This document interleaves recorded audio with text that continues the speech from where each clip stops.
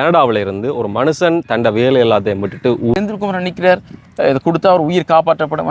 வடக்கு கிழக்கு மலையகம் இந்த 4000 ஆஞ்சியோகிராம் என்று சொல்றது இதயம் துடிக்கிறது அப்படின்ற சொன்னா உடனடியாக $30,000 190 வரையும் வந்து மலையத்தில் போய் பார்த்தீங்கன்னா இந்த விஷயத்தை நான் ஏன் சொல்றேன்னு சொன்னா இது எப்படி 25 ஒரு டைம்ல செய்யலாம். வைத்தியர்கள் மாத்திரம் உதவி செஞ்சு போதும். அதுக்கான பணபலம் ஒருவன் தன்னை அர்ப்பணிச்சு டேட் புக் பண்ணி பஸ்ல போய் கொண்டிருக்கும் போது வவுனியால கோயிலில் போய் பாடி அல்லது அங்க காசை சேர்த்து கஷ்டம். அது வியாசம் கேட்கிற ரொம்ப கஷ்டம். எண்மணிக்கும் இடையிலே ஒரு வருஷத்துல இவ்வளவு நடக்குதுன்னு சொன்னா என்றும் தர்ம தேவன் கோவிலுக்கு ஒரு வழி.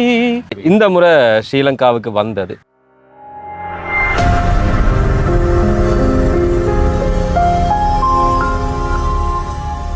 பண்ணையில் நிற்கிறோம். நிறைய பேருக்கு இதயத்தை கொடுக்குற அந்த பிரச்சனை சம்மந்தப்படக்கூடியது இந்த இடம் தான். சரி, இந்த விஷயத்தை நான் ஏன் சொல்கிறேன்னு சொன்னால் இன்னும் ஒரு முக்கியமான ஒரு காணொலியோடு தான் இன்றைய நாளில் நாங்கள் சந்திக்க போகிறோம். என்னென்னு சொன்னால் இந்த பக்கம் பார்த்தா செந்தில் இருக்கிறார் தெரியும்.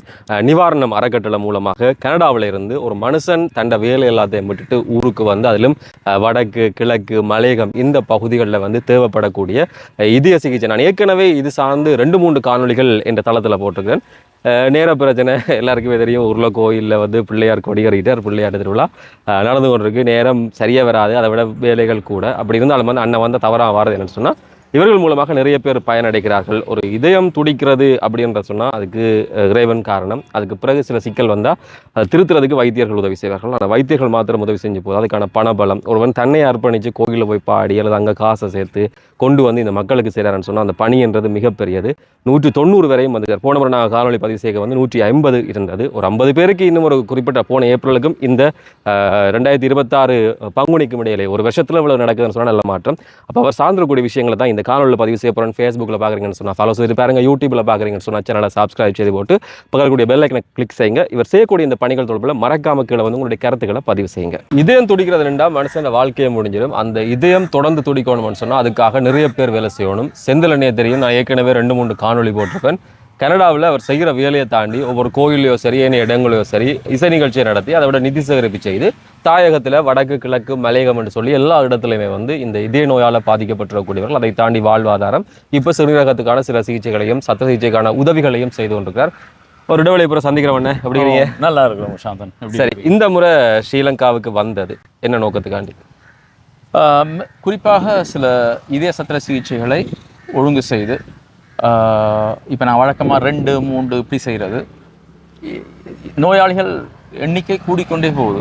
அப்போ இதுக்கு மாற்று வழி என்ன என்பதை ஆராய்ந்து அதுக்கேற்ற மாதிரி இந்தியாவில் கொஞ்சம் பேரை முதல் கட்டமாக கொண்டு போய் செய்கிறதுக்கான ஒரு முயற்சியில் இறங்கியிருக்கிறேன். இது சாய் மதுசூதன் சாய் என்று ஒரு சாய் என்ற டிவோட்டி, அவர் சுவாமிகள். அவருடைய ஹாஸ்பிட்டல் ஒன்று இங்கே பெட்டிக்குளோவில் திறந்துருக்காங்க, நீங்கள் கேள்விப்பட்டிருப்பீங்க. ஆனால் கேள்விப்படையிலண்டா அந்த பெட்டிக்குளோவில் திறந்திருக்க இந்த ஹாஸ்பிட்டல் ஊடாக இப்போ எனக்கு இது வந்தது 4000 ஆஞ்சியோ. இப்போ 4000 பாஸ் பண்ணிட்டாங்க. 4000 ஆஞ்சியோகிராம் பண்ணிக்கணும்.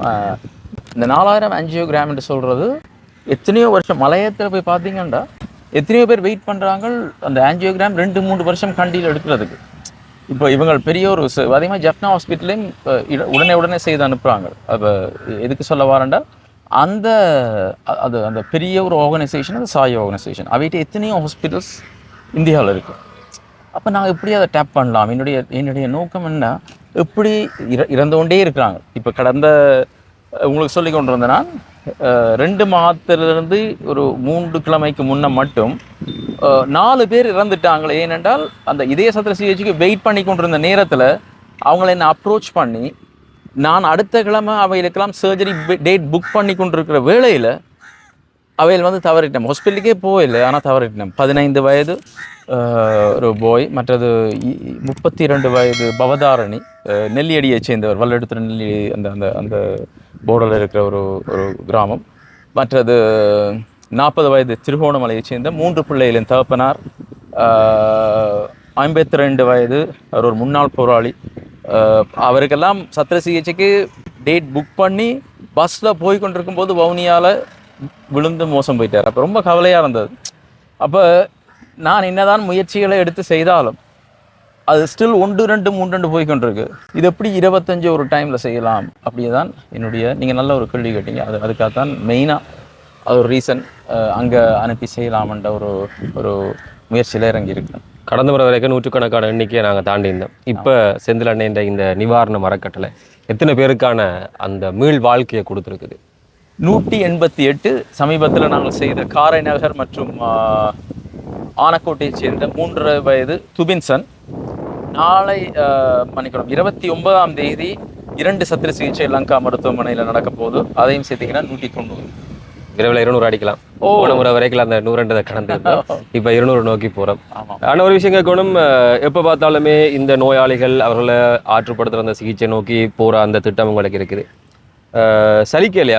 கோயிலாக பாடி காசு சேர்த்து அங்கேருந்து பிறகு இங்கே வந்து திருப்பி இங்கே இருக்கிற எல்லா பிரச்சனையும் பார்த்து திருப்பி அங்கே போய் ஓயாமல் உழைக்கிறது ஒரு சலிப்பு உண்டு தட்டை இல்லையா? இல்லை, இது வந்து என்னுடைய ஒரு மிகப்பெரிய ஒரு பேஷன். இப்போ எப்படி உங்களுக்கு மீடியா உங்களோட கோவில் இதெல்லாம் உங்களுக்கு ஒவ்வொருத்தருக்கும் ஒவ்வொரு பேஷன், இறைவன் ஒரு இதை கொடுத்துருக்குற ஆர்வத்தை. எனக்கு இந்த ஒரு பிள்ளையை பெற்று வளர்த்து அப்புறம் அப்படியே பறி கொடுக்குறதுன்றது ரொம்ப சோகமான ஒரு இது. அப்போ அந்த ரீதியில் அதால் ஈர்க்கப்பட்டு இந்த மரணங்களை தவிர்க்க வேண்டும் என்று நான் இதில் உள்ள நுழைஞ்ச பிறகு எனக்கு இதை வந்து மேலும் மேலும் அதை சுமையாக்குறதே இல்லை. ஆனால் எனக்கு என்னுடைய சக்தியை தாண்டி செய்து கொண்டிருக்கிறேன். என்ன ஒரு நாளைக்கு எனக்கு இப்போ 3 கால், இன்றைக்கு மட்டும் எனக்கு கார்டியாலஜிஸ்ட் அருள்நிதியிட்டிருந்து பெட்டிக்குலோலேருந்து அவசரமாக ஒருத்தருக்கு செய்ய கொண்டு வந்தது. நேற்றைக்கு முதல் நாள் டாக்டர் அரவிந்தன் வவுனியாலந்து அனுப்பியிருந்தவர் 3 பேருக்கு அவசரமாக செய்யணும். டாக்டர் குருபுரன் அனுப்பியிருந்தவர் ஒருத்தருக்கு அவசரமாக செய்யணும்ண்டு. அப்போ இது வந்து கொண்டே இருக்க எனக்கு மிகப்பெரிய ஒரு வரம் இறைவன் எனக்கு பிளஸ் பண்ணது. என்னுடைய துணைவியாரும் என்னுடைய தாயாரும் 2 பேருமே தாயாரின் பாசத்தையும் கருணையும் ஊட்டி தான் வளர்த்தவர். யார் பெத்த பிள்ளையோண்டு அடிக்கடி சொல்லுவார். யாராவது கஷ்டப்பட்டால் ஐயோ யார் பெத்த பிள்ளையோண்டு. அப்போ அது சின்ன வயதிலிருந்தே எனக்கு அந்த இது வந்துட்டுது. என்னுடைய துணைவியார் எப்போவுமே நான் இப்போ எத்தனையோ டைம் உங்களுக்கு தெரியும் இதில் சாக்ரிஃபைஸ் பண்ணுவோம். ஒரு கோவிலில் போய் நிற்கிறதுன்றாலும் சரி, இங்கே வரன்றாலும் சரி. இல்லை, அது கூட ஒரு கௌரவ ரீதியாக இப்போ நாங்கள் அப்படி பார்க்குறே இல்லை. ஆனால் பொதுவாக பார்க்க போனால் இன்னும் இப்படி போய் எடுக்கிறதா என்று யோசிப்பாங்க. ரொம்ப கஷ்டம் அது. யாசம் கேட்குற ரொம்ப கஷ்டம். என்னென்னா நான் அந்த கோவிலில் கனடா கந்தசாமி கோவிலுக்கு இந்த நேரத்தில் நன்றி சொல்கிறேன். அந்த எத்தனையோ ஆலயங்கள் இருந்தாலும் அந்த ஆலயம் எங்களை அந்த முக்கியமான நாட்களில் நாங்கள் நின்று அந்த நிதி சேகரிக்கிறது அனுமதி தாரது. அது 3 ரீசன் நான் ஏன் அதை முக்கியமாக செய்கிறேன் என்றால், எத்தனையோ பேர் பங்களித்து ஒரு உயிரை காப்பாற்றும் போது அதில் மிகப்பெரிய ஒரு சந்தோஷம் இருக்குது. ஏனென்றால் அவங்க எல்லோருக்கும் என்னை தேடி வர இயலாது. நான் ஒரு கொமனான ஒரு இடத்துல நிற்கும் போது செந்தில் குமரன் நிற்கிறார், இதை கொடுத்தா ஒரு உயிர் காப்பாற்றப்பட வந்து கொண்டு வந்து கொடுக்க அவங்களுக்கும் ஒரு புண்ணியம், எனக்கும் ஒரு புண்ணியம். 2வது இந்த மடிப்பிச்சை என்று சொல்கிறது. யாரோ ஒரு பிள்ளைக்காக, எனக்கு முகம் தெரியாத ஒருத்தருக்காக நான் நின்று அதில் நான் போய், நீங்கள் என்னுடைய படங்களை பார்த்தா தெரியும், நான் நின்று தான் 8 மணி தேலமென்றாலும் நின்று தான் நான் இருக்கிறது இல்லை. என்னடா கதிரை போட்டு ஆஃபீஸ் மாதிரி இல்லை, அது ஒரு தவம். அந்த தவத்தை நான் நின்று செய்து அதில் பெரிய ஒரு ஆத்ம திருப்தி. 3வது நான் இன்னதான் நாங்கள் 3 பிஸ்னஸ் எனக்கு அங்கே இருக்குது கனடாவில், நாங்கள் நல்லா இருக்கிறோம். ஆனால் அப்படி இருந்தும் நான் அங்கே போய் நிற்கும்போது நான் பிறர்கிட்ட யாசம் கேட்கும்போது நான் என்னையே தாழ்த்தி தான் கேட்குறேன். அப்போ எனக்கு ஒரு காலமும் நான் என்ற அகம்பாவம் வரக்கூடாதுன்று இறைவனை வேண்டி இந்த காரியத்தை செய்வேன். பொதுவாக இந்த யாசகம் கேட்குற எல்லாருமே இப்போ நான் போய் ஒரு கோயிலில் யாசகம் கேட்டேன்டா எனக்கும் என் குடும்பத்துக்கும் இல்லை எனக்கு தேவைக்கு தான் நான் கேட்பேன். இன்னொரு ஆள் கேட்குறது இல்லை நீங்கள் கேட்குறேன்னா அப்படி தான் கேட்பீங்க. ஆனால் யாருன்னே தெரியாத ஒரு ஆளுக்காக யாசகம் கேட்குறேன்ற சொல்கிறதுக்கு தானே உண்மையில அது ஒரு நான் பார்க்குற போதே கலந்தரம் யோசிக்கணும். இந்த பக்கம் எனக்கு கூட வராது. உண்மை நான் திருப்பி யோசிச்சு பார்க்குறது இப்படி நான் நிற்பேனா அப்படின்னு சொல்லி சிலவில் நான் யோசிச்சு பார்க்குறேன். அப்போ எல்லாருக்குமே அந்த பக்குவம் லேஸில் வராது. செந்திலண்ண போன முறை போனதுக்கு பிறகு வடக்கு கிழக்கில் மலையகத்தில் செய்த பெரிய வேலைகள் கொஞ்சம் சொல்லுங்கள். நிச்சயம். வடக்கு கிழக்கில் வந்து எனக்கு டாக்டர்ஸ் தொடர்ச்சியாக மரணத்தின் தருவாயில் இருக்கும் இந்த இதய நோயாளிகளை எனக்கு அனுப்பி வைப்பாங்க. இவர் கொஞ்சம் ரொம்ப இது பண்ணி ஐடென்டிஃபை பண்ணி எனக்கு தருவினேன். ஆனால் மலையத்தில் எத்தனையோ காலமாக நானும் முயற்சி செய்து கொண்டு இருக்கிறேன். ஒரு விதமான ரெஸ்பான்ஸும் அங்கே அந்த கார்டியாலஜிஸ்ட் இருந்து எனக்கு கிடைக்கிறது இல்லை. அவங்க வந்து ஏனோ தெரியலை. எனக்கும் அதை யாரை அப்ரோச் பண்ணுறேன்ற ஒரு பெரிய ஒரு சங்கடமான சூழ்நிலை. அப்போ சென்ற வருடம் நான் வந்தபோது நல்ல கேள்வி நீங்கள் கேட்டீங்க. நானாக போய் மலையத்தில் ஒரு அட்வர்டைஸ்மெண்ட் உண்ட ஃபேஸ்புக்லேயும் சில பல பேர் எங்களுக்கு ஹெல்ப் பண்ணாங்க. இந்த அங்கே இருக்கிற மலைய செய்திகள் அந்த மாதிரியான சைட்ஸ் எல்லாம். அப்போ அதெல்லாம் போட்டுட்டு போய் இருந்தபோது எங்களுக்கு கிட்டத்தட்ட ஒரு 100+ பேஷண்ட்ஸ் வந்தாங்க. எங்கள் தங்களோட இதை கொப்பியை கொண்டு எல்லாத்தையும் நாங்கள் படம் எடுத்து எல்லாத்தையும் நான் ஒவ்வொரு டாக்டருக்காக அனுப்பி அதில் இப்போ நான் கிட்டத்தட்ட 12 பேருக்கு மேல் செய்துட்டோம். ஒருத்தர் இந்தியாவை கூட அனுப்பி செய்தாங்க. அப்போ மலையத்தை நோக்கி அது ஒரு பெரிய ஒரு ப்ராஜெக்ட்.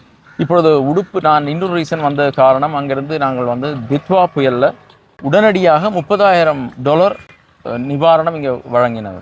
இது உலர் உணவுகள் எல்லாம் டாக்டர்ஸ் டீமோட ஒரு பக்கம் இன்னொரு ஒரு அமைப்போடு சேர்ந்து உடனடியாக வழங்கினது. ஆனால் எத்தனையோ பேருக்கு தங்கள் உடைமைகளெல்லாம் இழந்தபடியாக அவங்களுக்கு 2 கண்டெய்னரில் சாமான் அனுப்பினாங்க. அதுவும் வந்திருக்கு. அதை கிளியர் பண்ணி கொடுக்குறது தான் இப்போ அடுத்த நான் கிளம்புக்கு போய் கொண்டிருக்கேன்.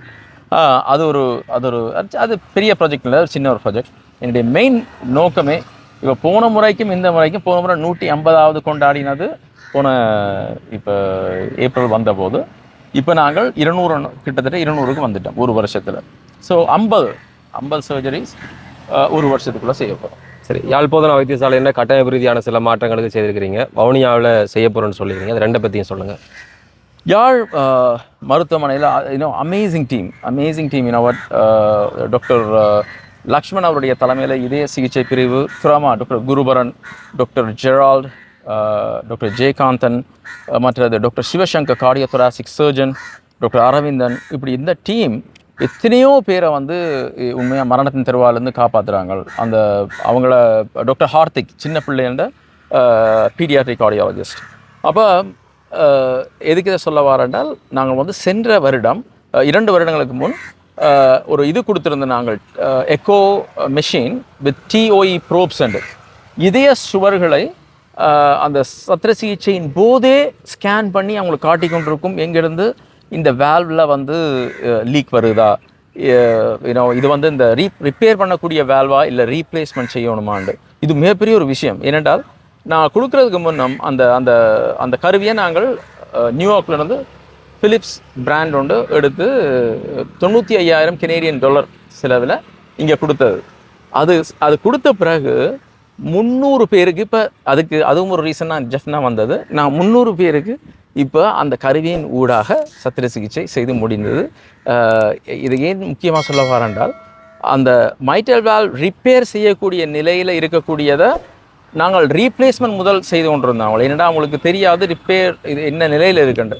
இப்போ இந்த இந்த மிஷின் ஊடாக அவற்றை தவிர்த்து ரிப்பேர் செய்துட்டு இது ஸ்டிச் பண்ணிடுவாங்க. ஏன் அதை நான் சொல்கிறேன்டா, நீங்கள் ரீப்ளேஸ் பண்ணும்போது மைட்டல் வால்வ் ரீப்ளேஸ் பண்ணினால் நீங்கள் வந்து ஒரு மருந்து தொடர்ச்சியாக எடுக்கணும். நீங்கள் இருக்கிற மட்டும் என்னென்னா அந்த ரத்தம் இதெல்லாம் அளவு மாறிடும். அதெல்லாம் இப்போ அந்த மிஷின் இருக்கிறபடியாக ரிப்பேர் பண்ணிவிட்டு வாரபடியாக இவங்களுக்கு அந்த மாத்திரை குளிசை போடுற தேவையும் இல்லை, இவைகளுக்கு அந்த சிக்கல் வராது. ஸோ இதுதான் ஜெஃப்னாவை பொறுத்தவரையும். இப்போ நாங்கள் வந்து வவுனியாவில் டயாலிசிஸ் மிஷின் தேவைண்டு எங்களுக்கு ரிக்வெஸ்ட் வந்தது. இதை பற்றி நான் சொல்ல விருப்பப்படுறேன். கடந்த 2022 நினைக்கிறேன், நாங்கள் மல்லாவியில் டயாலிசிஸ் சென்டர் ஒன்று அமைச்சு $48,000 செலவில் ஜெர்மனியிலேருந்து மிஷின் எடுத்து ஆரோ பிளான்ட் எல்லாத்தையும் எடுத்து கொடுத்தனாங்க. பிறகு மாஞ்சோலை மருத்துவமனையின் புனரமைப்புக்கு செய்ததுன்னு குருதி புனரமைப்பு, பிறகு சாவச்சேரிக்கு 2 மிஷின் கொடுத்தது. இப்படி தொடர்ச்சியாக நாங்கள் வந்து இதய சத்திர சிகிச்சை என்று மட்டும் இல்லாமல் எங்கெங்கெல்லாம் எங்கட மக்களுக்கு மருத்துவ கட்டமைப்பை நான் கூட்ட முடியுமோ அதால் ஒரு பெரிய ஒரு நல்ல விளைவுகளை தருமோ அதில் செய்து கொண்டிருக்கிறோம். ஏனென்றா மல்லாவில் நாங்கள் போடுறதுக்கு முன்னே எனக்கு டாக்டர் பவந்தன்கிட்டருந்து ரொம்ப சோகமான ஒரு காணொளி வந்தது. $40,000 மாதம் ஒரு வறிய குடும்பம் செலவழிக்கணும். ஒன்றை விட்டு ஒரு நாள் மல்லாவிலிருந்து ஜெஃப்னா வந்து குருதி சுத்திகரிப்பு செய்கிறதுக்கு எத்தனையோ பேர் மரணித்து விட்டார்கள். அந்த 40,000 இல்லாமல் ஏண்டா ஒரு குடும்பம் 40,000 தான் தலைவன் உழைச்சா, ஒய்ஃபுக்கு நான் மாறி கொண்டு போயிட்டு வரும்போது அவற்றை உழைப்பும் போயிடும். ஒன்றை விட்டு ஒரு நாளைக்கு பிள்ளைகள் எப்படி சாப்பிட்றது? அதனால தான் அங்கே போய் நாங்கள் அந்த மிஷினை போட்டோம். ஸோ நிவாரணம் இவ்வளவுத்துக்கும் காரணம் 2 பேர் உண்மையாக அந்த கொடையாளிகள். இன்னொன்று இறைவன். நான் இறைவனில் ரொம்ப அதீத பக்தியுடையவன், நம்பிக்கையுடையவன். பாவ புண்ணியம்ன்றதை நான் ரொம்ப பெருசாகவே நான் பிலீவ் பண்ணுறேன். நான் அந்த ரீதியில் இவ்வளவுத்துக்கும் காரணம் கொடையாளிகள். அவங்களுக்கு அவ்வளோ புண்ணியம் போய் சேரணும்னு அந்த நேரத்தில் நான் இறைவனை பண்ணுறேன். பார்க்குறாங்களுக்கு ஒரே ஒரு செய்தியை தான் நானும் சொல்லுவேன். ஏன்டா கோயிலில் வந்து திருவிழா செய்யத்தான் வேணும், பிரம்மாண்டம் காட்டத்தான் வேணும், வீடு பெருசாக கட்டத்தான் வேணும், கொண்டாடம் செய்யத்தான் வேணும். ஆனா நீங்க செய்யற அந்த கொண்டாட்டத்துல ஒரு பகுதியே இப்படியான விஷயங்களும் செய்யுங்க, இப்படி தேவையக்கூடிய இடங்களை செய்யணும்னு சொன்னா. ஏன்னா செந்திலண்ணா போன முறை வந்ததுக்கும் இந்த முறை இவரை பற்றி மாத்திரமில்ல, நான் சில பேரை பற்றி நான் அடிக்கடி ஸ்லாகித்து சொல்றது உண்டு. ஒரு 50 பேருக்கு வைத்தியர் உயிர் கொடுக்குறாருன்னா உயிர் கொடுக்கறதான பங்களிப்பை செந்திலண்ணன் மூலமா கொடுத்துருக்கோம். ஒரு 50 பேர்கிட்ட வாழ்க்கை வந்து தக்க வைக்கப்படுது. அப்படி ஏதாவது ஒரு பிரயோசமான வேலை செஞ்சீங்கன்னு சொன்னா அவர்கள் வாழுகிற காலம் வரைக்கும் நீங்க செய்திருக்கக்கூடிய பணிகள் என்றைக்குமே வந்து நிலைத்திருக்கும். அந்த விஷயத்திலையும் கொஞ்சம் கவனம் செலுத்துங்க அப்படின்னு சொல்லி ஒரு பாட்டோட முடிக்கலான்னு. அங்கெல்லாம் பாடுற நீங்கள் நிகழ்ச்சியில ஒரு பாட்டு. கடவுளிலே கருணைதனை காணலாம், அந்த கருணையிலே கடவுளையும் காணலாம். நல்ல மனசாட்சியே தேவன் அரசாட்சியாம், அங்கு ஒரு போதும் மறையாது அவன் காட்சியாம். ஒன்றே குலமென்று பாடுவோம், ஒருவனே தேவன் என்று போற்றுவோம். இந்த பாடம் எனக்கு ரொம்ப பிடிக்கும். என்னடா இந்த வரிகள் படி ஒரு மனிதன் வாழ்ந்தார். பாவம் என்ற கல்லறைக்கு பல வழி, என்றும் தர்மதேவன் கோவிலுக்கு ஒரு வழி. இந்த வழி ஒன்றுதான் எங்கள் வழி என்று நாம் நேர்மை ஒரு நாளும் தவறாமல் நடை போடுவோம். புரட்சி தலைவர் எம்ஜிஆர் என்னுடைய மிகப்பெரிய ஒரு என்ன இன்ஸ்பிரேஷன். அவருடைய பாடல்கள்னால் ரொம்ப பிடிக்கும். அவருடைய பேரால் தான் நாங்கள் அந்த நிகழ்ச்சியை செய்து நீங்கள் பார்த்துருப்பீங்க. எம்ஜிஆர் 107, 108, 109 நானும் துணைவியாரும் முழு செலவுகள், அதாவது இந்த நிவாரண அமைப்பு நடத்துறதுக்கான உங்களுக்கு தெரியும். இங்கே ஸ்டாஃப் மெம்பர்ஸாக இருக்கட்டும், நாங்கள் இப்போ நான் வந்த டிக்கெட் நீங்கள் கேட்டிங்கன்னா ஆச்சரியப்படுங்க, சரியான எக்ஸ்பென்சிவ் இந்த நேரம் வந்தது. என்னடா இந்த ஓரால் இருந்தாலும் நான் வரவேண்டபடியாக வந்தேன் நான். அப்போ இந்த ஃப்ளைட் டிக்கெட்டாக இருக்கட்டும், எங்களோட எம்ஜிஆர் நிகழ்ச்சிகள் இசை நிகழ்ச்சிகள் வைக்கிற செலவாக இருக்கட்டும், இது எல்லாமே நானும் என்னுடைய துணைவியாரும் எங்களுடைய சொந்த பணத்தில் போட்டு மக்கள் தானமாக தருகின்ற 100 வித பணத்தையும் கணக்குகளோடு நீங்கள் இந்த ஃபேஸ்புக் சிங்கர் செந்திலன்லாம் நீங்கள் பார்க்க. அதான் ஒரு விஷயம், இந்த கணக்கு வழக்கு காட்டுறது தான் நாட்டில் கணக்கு பிரச்சனைக்கே காரணம். இப்போ ஒரு சனசா மூலியமோ இல்லை ஒரு சாதாரண ஒரு நிகழ்ச்சி நடந்தால் கூட கணக்கு வழக்கு காட்ட மாட்டாங்க. ஆனால் ஒரு பொறுப்போட இந்த கணக்கு வழக்கு காட்டுறீங்கன்னா அதை விட வந்து சரியான வேலை மாறி மாறி ஓடி தெரிஞ்சாலும் செந்திலனில் வந்தால் கட்டாயம் வந்து ஒரு காணொலி போடணும்னு யோசனைக்கு வர காரணம் ஒரு 5-10 பேரோ இது பயனடையணும். அது நல்ல விஷயம். போன முறை காணொலி கூட கணவர் உங்களை வந்து அப்பா அப்படின்னு சொல்லி அங்கே உயிரை காப்பாற்று நீங்கள் பார்த்துருப்பீங்கன்னு நினைக்கிறேன். அதெல்லாம் என்ன கடுமையாக என்ன சொன்னது ஆழமாக என்ன பிடிச்சு கொண்ட விஷயம் என்னன்னா, ஒரு ஆள் இப்படி லேஸில் சொல்ல மாட்டார். அப்படி நிறைய பேர் சொல்லக்கூடிய அளவுக்கு நீங்கள் இருக்கிறீங்க. உங்களை நீங்கள் அர்ப்பணித்து இந்த பணிகளை செய்கிறீங்க. உண்மையாக இந்த பணியை தொடர்ந்து செய்யுங்க. இறைவன் உங்களோட துணை இருப்பார். நாங்கள் முடியுமான பங்களிப்பை செய்கிறோம். இதே மாதிரி இன்னும் நிறைய பேரை காக்கிற இந்த பணியை தொடர்ந்து விடாமல் செய்யுங்க. நன்றி, ரொம்ப நன்றி விஷாந்த். உங்களோட டைமை எடுத்து நான் வந்திருக்கிறேன்னு தெரிஞ்சு உடனடியாக இதுக்கு வந்து இந்த டைமை கொடுத்ததுக்கு ரொம்ப நன்றி. சரி, இப்படியான பயனுள்ள மனிதர்கள் இந்த சமூகத்துக்கு தேவை என்ற அடிப்படையில் இந்த விஷயத்தை பதிவு செய்கிறோம். கடந்த சில வருடங்களுக்கு முன்னால் நாங்கள் யாழ் போதனா மருத்துவமனைக்கு அவசியம் இதய சத்திர சிகிச்சைக்கு அவசியம் தேவைப்படும் எக்கோ மிஷின் வித் TOE ப்ரோப்ஸ் என்ற ஒரு இயந்திரத்தை அமெரிக்காவில் இருந்து $95,000 செலவில் நிவாரணம் அமைப்பினூடாக வழங்கியிருந்தோம். அதற்கு நன்கொடை அளித்த பல மக்களுக்கு இந்த ஒரு செய்தியை சொல்கிறதுக்கு தான் நாங்கள் வந்து இந்த சிறப்பு நேர்காணல் ஒன்று செய்கிறோம். அதன் கொடுக்கணுமென்ற அந்த தேவை வந்து இது எங்களுக்கு ஹாஸ்பிட்டலால் doctor Sivasankar cardiothoracic surgeon, doctor Guruparan, doctor Lakshman, of course doctor Sathyamoorthy இவங்கள்லேருந்து எனக்கு ஒரு ரிக்வஸ்ட் எடுத்து தந்திருந்தாங்க.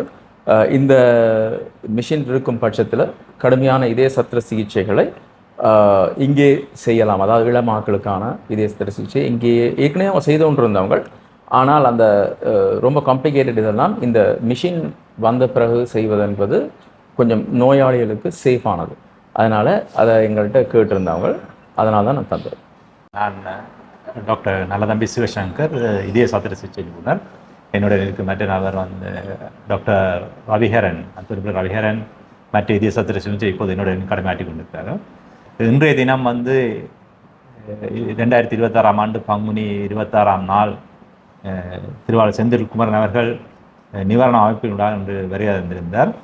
அப்போது நாங்கள் அவருக்கு நன்றி கூட கடமைப்பட்டிருக்கின்றோம். ஏனென்றால் அந்த எங்களுக்கு வழங்கியிருந்த அல்ட்ராசவுண்ட் ஸ்கேன் எக்கோ மெஷின் என்று கூறுவார்கள். இது வந்து இதயத்தின் அமைப்புகளை வந்து நாங்கள் பரிசோதிப்பதற்கு மிக தேவையானது. அது வந்து நமது ஆப்ரேஷன் செய்கிற நேரத்திலும் ஆப்ரேஷன் முடிந்த உடனேயும் வந்து இதயத்தின் தொழிற்பாடுகளை நாங்கள் அவதானிப்பதற்கும் பரிசீலிப்பது மிகவும் முக்கியமான ஒரு இயந்திரமாக எங்களுக்கு காணப்பட்டது. ஆனால் நான் வந்து ஆரம்பத்தில் கடமை பொறுப்பேற்ற போது அதுக்குரிய அது இல்லாமையால் வந்து நாங்கள் வந்து சில கம்ப்ளெக்ஸ் ஆப்ரேஷன்ஸ் செய்கிறதுல வந்து கொஞ்சம் பிரச்சனை இருந்தது. அப்போது நாம் மிஸ்டர் செந்தில்குமரன் அவர்கள் அணுகியிருந்தோம்.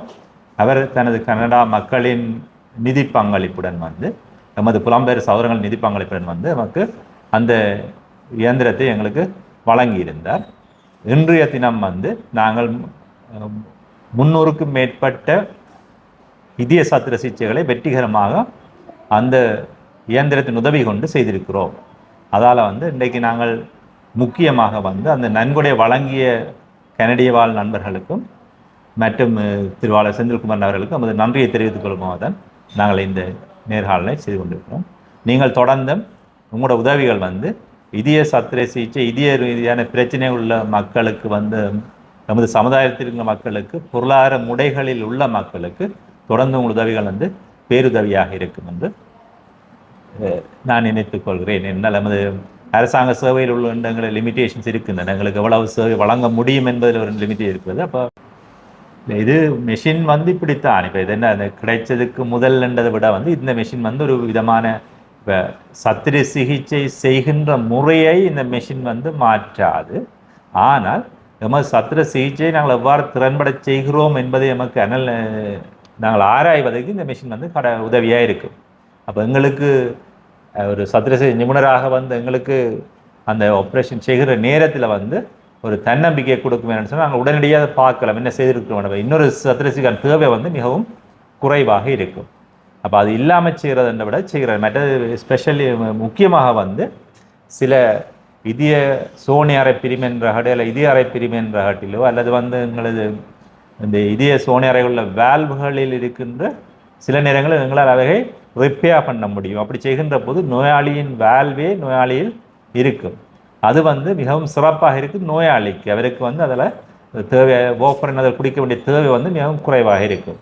அந்த மாதிரி சந்தர்ப்பத்தில் இந்த மெஷின் வந்து எங்களுக்கு நிறைய உதவியாக இருந்தது. நேரத்தில் இந்த ஜெஃப்னா ஹார்ட் சென்டர் டீமுக்கு நாங்கள் மிகப்பெரிய ஒரு நன்றியை சொல்கிறோம். கார்டியாலஜி யூனிட்டில் தொடங்கி இங்கே சர்ஜரி யூனிட், ஐசியூ யூனிட் இவ்வளோ பேருக்கு நாங்கள் மிகப்பெரிய நன்றி சொல்கிறோம். என்னடா இந்த 302 சொல்கிற இந்த நம்பர் வந்து ஈஸியாக அச்சீவ் பண்ணக்கூடிய ஒரு விஷயம் இல்லை. ஸ்டார்ட்லேருந்து அவங்களுக்கு எக்கோ செய்து அவங்கள ஒவ்வொரு எத்தனையோ டெஸ்ட்டுகள் செய்து கொண்டு வந்து சர்ஜரியை செய்து அவங்கள ஐசியூவில் வச்சுருந்து இந்த ப்ரோசஸ் என்று சொல்கிறது இட்ஸ் நாட் சிம்பிள். நான் குறிப்பாக நான் எத்தனையோ என்னுடைய பதிவுகளில் நான் சொல்லியிருக்கிறேன். புலம்பெயர்ந்த மக்கள் எத்தனையோ உதவிகள் செய்து தான் இன்றைக்கு பல விஷயங்கள் இங்கே தாயத்தில் நடைபெற்று கொண்டிருக்கு. அதே சமயம் இந்த மருத்துவர்கள் குறிப்பாக இந்த அரசாங்கத்தில் இருக்கும் அநேகமான மருத்துவர்கள் தங்கள் நேரத்தையும் தங்கள் இதையும் இந்த இதுக்காக டெடிகேட் பண்ணி செய்யணும்.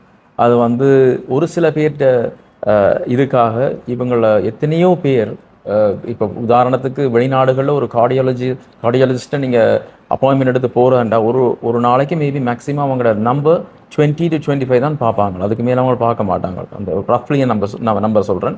இங்கே நான் இப்போ வந்து ஜெஃப்னா ஹாஸ்பிட்டலில் நான் நடந்து திரிஞ்சு ஒவ்வொன்றையும் அப்சர்வ் பண்ணி கொண்டு இருக்கிறேன். ஒவ்வொரு யூனிட்லையும் எத்தனை பேர் வெளியில் நிற்கிறாங்க, எத்தனை பேருக்கு இவங்க வந்து அந்த ஒரு குறிப்பிட்ட ஒரு டைமுக்குள்ளே பார்த்து அவங்கள வெளியில் அனுப்புகிறாங்கன்ற அமேசிங்.